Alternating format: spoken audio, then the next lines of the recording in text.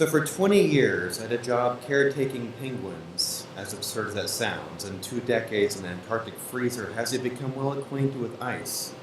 Hearth, by definition, is a warm place. And could there be a place to raise family that's at once warm, but where other things are kept frozen? It's said the Inuit tribe has 40 different words for as many types of snow, and I appreciate their thoroughness. Snow has certain, very different forms. We had a machine that created ice for the penguins, a gigantic setup with these digital readouts that analyze conductivity within a briny fount, probes that measured salinity and temperature. The snow collected upwards in a large silo before finally being delivered into the exhibit. Thawing the ice every day took a few hours, time enough to think, could I be good or bad, depending upon the snow. It could be also good or bad, depending whether or not the pillow was kindly night price. My mind would wander. I remembered the article I read regarding these fast-melting glaciers, the ice caps, that have been disappearing for years. In recent times, the thaw has been more sudden. Everything in quick dissolve. The guano-stained snow I flushed down the drain remained a dumb parallel. Bodies and artifacts are unearthed with the glaciers melting, leathery corpses that color and wrinkle of dates. The bodies are sometimes as big as mastodons, also exhumed in long, hibernated pathogens, these needling and small things which can suddenly aerosolize, becoming renewedly dangerous after eons of rest, long after we've lost immunity. My wife Jen asked over dinner one night, what happens when it comes back? The depression, which ruined the cheese course. It was, however, an important question. Things have a way of returning. After thawing the exhibit for the penguins, I blow fresh snow, shiny white, in hopes of keeping the ground. I'm soft-spoken, as you can tell. The ground frozen, at least. The light streaming from the east now in this bungalow on North Park. The sun is arcing higher with the new year. I've always disliked the easter light as shadows cast westward, reliably short beneath the front and east-facing windows. Shadows get stuck in the gable and beneath the plants. It's a stubborn circadian thing, my dislike of the morning. The sunrise's exposure, never a new beginning. I prefer the deep and base relief of a setting sun that a setting sun instead provides. It carves new places to hide comfortably. When Jen and I moved in together, 2 residences past, there was a particular homesickness that accompanied our living situation. It was our first run at adulting. There were weeks when the bank account was whittled to $3.95. Jen would often retreat home on the weekends to do laundry at her parents' house. There was a light there most hours. Our apartment, meanwhile, was always dark, even in the daytime. Sandwiched between 2 neighboring buildings, the apartment was forever in a constant and concrete eclipse. Even the fern died, though I watered it religiously. The real dark was best, come 6 p.m. or so. Out the front window, the step stairs disappeared and the next door lights clicked on, visible only between slats in the fence. The undergirding of the upstairs balcony partially blocked the front window. The view was minimal. A picket fence, 2 erstwhile hawthorn shrubs, and an anemic bougainvillea snaking its way upward from our doorstep to the second-floor railings. Nighttime was relief. Always the stereo on and a record spinning, shallots and garlic hitting the pan. The kitchen was stubbornly harvest gold, though it was 2001. We witnessed 9/11 here. I played certain albums in sync with the upstairs neighbors, all these bands with suddenly questionable names and questionable song titles, while the towers fell again and again on television in constant repeat. My parents, they lived in Denver after Vietnam, and they opened their windows to the cold while playing Marvin Gaye's What's Going On. The third-floor tenements did the same. Get old enough, you realize there may be only certain intersections of time and geography, things in sync where you feel comfortable. All this while your chemistries require accordance to a specific set of spatial and circadian demands. Me, I've historically disliked 3 p.m. I dislike Eastern Light too. Also flat places, those cursedly flat streets with houses graded on the equal. I become agitated, agoraphobic, without walk-ups in the cover of trees. I furiously cook as if the alchemy of roux, flour, and fat becoming something gold changes everything, as if magic has a specific wellspring in the stovetop. When first looking for a rental house, Jen increasingly pregnant, Jen called me at work and said she found a place, the place.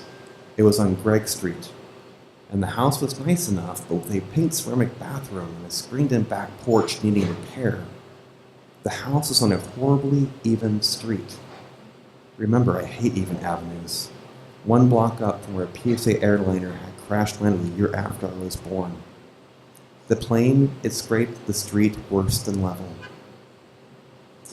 The PSA had crashed in '78, leaving a memorial plaque on the sidewalk. A friend of mine lived one block east that exact year. Coming home from a shift at the local hospital, she found body parts on her front lawn. Her shift had already been burdened with body parts, so the forearm on her porch was something superfluous. How will our pulses end? How will they? I get scared they end with spines and teeth and things red-colored. I express my particular neurotic no, a quiet shake of the head, and Jen cried in frustration because we've been looking a long time for a house in this neighborhood. It should have been a yes for me. Pink toilet regardless. We did find a house, though, only a mile up. It had a 100-year-old sycamore overhanging the roof. Also, I'd walk up to the front door. There was a gable, and the house was elevated. Had there been a pergola, some floored cover, it would have been perfect. In absence of a roseate bathroom, we signed the lease. 10 years later, it remains our home. It has a nice kitchen. Jen and I switched seats at breakfast. Jesus, this insufferable east light again, and the kids all ramped up. This was supposed to be the easy and enjoyable part of the day, a Benedict before managing a drive to neighboring hills. Fins wrapped around my neck, caged something nonstop. There's also the fact of banging spoons and cutlery on the floor. Something's awakened, sprung like an instant thermometer, and the tintination of dropped silverware hurts the eardrums again and again. I really should be enjoying breakfasts. There are forkfuls of goat cheese, stuffed zucchinis, balsamic tomatoes. I try to focus on the plate in front of me. I'm not doing well. The potatoes have herbes de Provence, and the Benedict is built atop a popover, so there is something lavender and airy about the plate. The poached eggs neatly trim their egg white tails. I still remain in disagreement with the strawberry reduction. Cade, meanwhile, has taken up a coloring book, his crayon cherry wax flavored. Finn's tucked into a pancake and has simply got maple syrup, a pat of butter. Finn's still in diapers, but he eats like a champ. I think the popover too eggy, the window too bright. On a Saturday morning, this is just way too much gray cloud thinking. I'm actually and restlessly critiquing the cook. We're going to look at houses to live in. I have to switch seats because Finn's pressing against my face now on his idea of a hug. His breath is something different with new and soft teeth, all puppyish, his mouth awkwardly open-mawed against my cheekbone and lower eyelid. Jen and I switch seats. I eat my food while the kitchen hastens dishes to the front of the house. I continue to hate Eastern Light. I continue to be a jerk. I hate myself for this weed of agitation that keeps springing up. This goddamn agitation, god damn it. Roughly translated, Tarasana means holy ground. It exists behind the community where I grew up, on the northeastern slope of Cowles Mountain, nestled in the upper plateaus south of the airfields.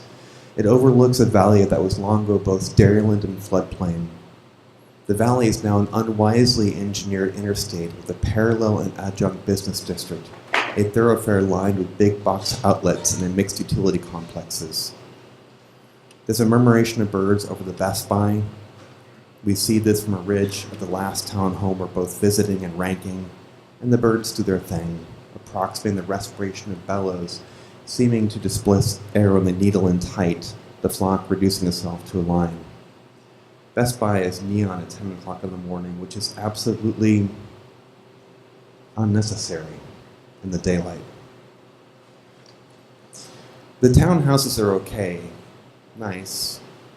Brass tacks about living in San Diego, it's downright unaffordable.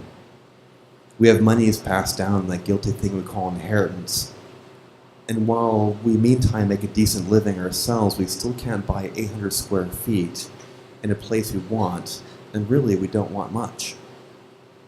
The only available option is to buy a house with a shared wall and with paid for maintenance. A shrunken patio is excused for a backyard, and with communal pathways that could cross in front. It could be convenient. Something you might want as a 40-year-old if I'm going to the fixer-upper dream, and while having a severe aversion to mowing the lawn, it could also just be a bummer, depending on how you convince yourself. It's this midlife compromise when you ask, does it really come down to this? Peggy Lee singing, "Is that all there is?" Well, you hope the wall you share with your neighbor involves laundry or the kitchen, not the bedroom, because keeping things at half volume seems an unfortunate concession. To be 40 and fucking on the quiet seems something adolescent, not something belonging to a responsible homeowner with a mortgage. The walkway's nice. You don't have to do maintenance at least. The birds do their thing over the Best Buy, and the cottonwoods are grown up enough, also the sycamores. The chaparral's relegated to the valleys, the buckwheat repeating its uninterrupted 7-year bloom. When I was younger, all the news coming from Tarasana involved kids finding live artillery shells while exploring canyons, exploding themselves, just horrible news. And now Tarasana is houses upon houses of development, an implosion of living spaces. We drive around, there are exactly 4 strip malls, a pizzeria, and a Hawaiian barbecue, and a haircut store. It makes me weirdly nervous there are so many houses and so few storefronts.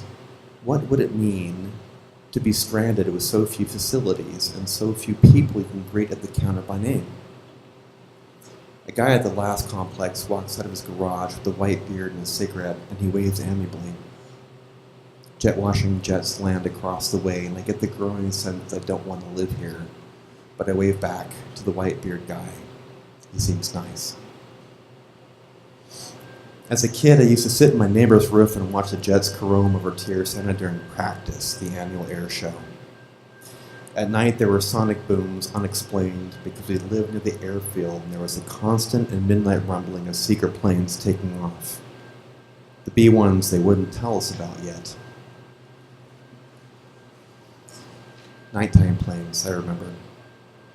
Back at work, the snow was wet and coming up the hose all wrong, too much salt in the brine, else too many clouds on the horizon. Humidity throws everything off when making stuff frozen. Penguins didn't care, and just reveled in newfound ice. They wriggled around the slush, upset in the snow before it froze proper to the concrete. When I clocked out, the snow was messy, and a penguin barked. I get frightened. Sometimes really frightened for my kids, that everything moves and near misses, and that collisions are sometimes expected. That things are frozen and dangerously thought out, that there are extinctions upon extinctions, but also the not extinctions. When days go maybe according to plan, when it's sunny out, but when the leaves could either be in green unfurl, else crisped. I wish I had a better house for my kids. I wish for hearth as well as things frozen. I can snap the ignition in the range top and get a blue flame. Still wish for a lesser color that doesn't burn so hot, one that doesn't melt the ice, one that doesn't release the awaiting pathogens. Could things be snowy, white? Could they be harvest gold? Could this already be the place?